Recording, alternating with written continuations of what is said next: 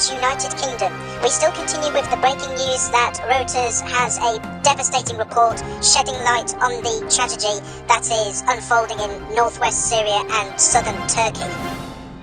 Rescuers working by torchlight pulled 3-year-old Tarek Haider from the rubble some 42 hours after a devastating earthquake destroyed his family home in the Syrian town of Griffiths. Orphaned by the earthquake that hit Syria and Turkey in the dead of night on Monday, roughly 4:17 a.m. local time, Haider was brought to a hospital where doctors were forced to amputate his left leg.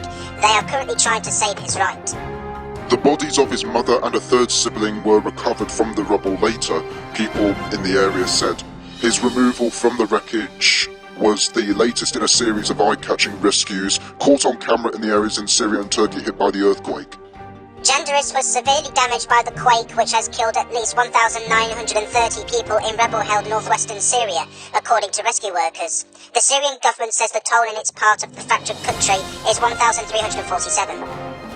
The Syrian Civil Defence, the rescue service in the northwest, said today many families remain under the rubble. This is very shocking. Our hearts go out to the families and victims of this disaster from everyone here in the Tom and Ben News United Kingdom team and TV Media UK. So now we believe that Germany will increase humanitarian assistance in Syria by 26 million euros, according to a statement issued by the country's embassy in Beirut.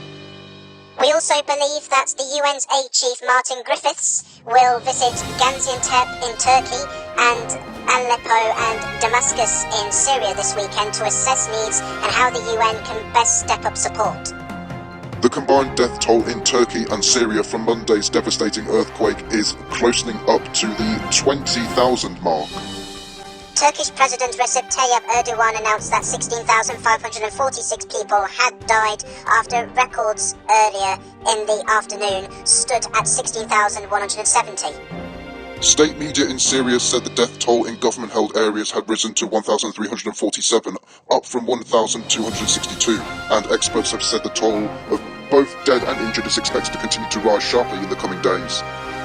Before we go, we have just received some more news that Ukraine has sent 88 people to Turkey to help with the disaster, including specialists in search and rescue operations, doctors, dog handlers, and firefighters.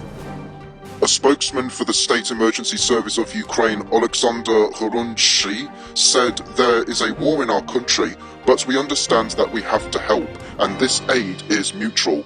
There is no other way to do it. There are also reports that 650 aftershocks have been recorded since the 7.8 and 7.6 magnitude earthquakes, making rescue efforts even more difficult and dangerous as emergency teams comb through severely weakened buildings.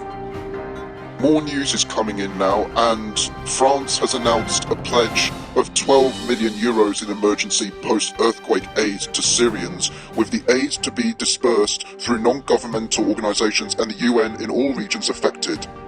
And at least 28,044 people have been evacuated from the Kahramanmaraş, one of the southern Turkish provinces hardest hit by Monday's earthquake.